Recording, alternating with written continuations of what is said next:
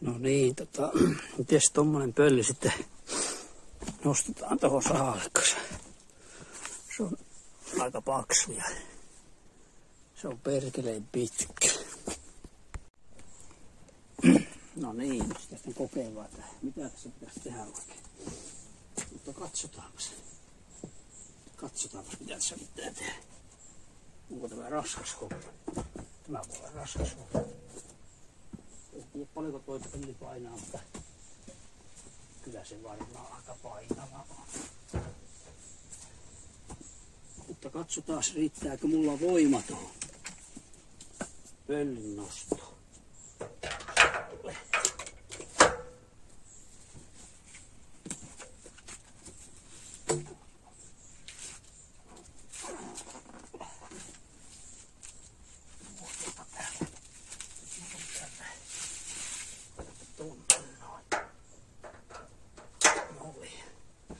Nyt sitä aletaan sitten vaan veivaamaan.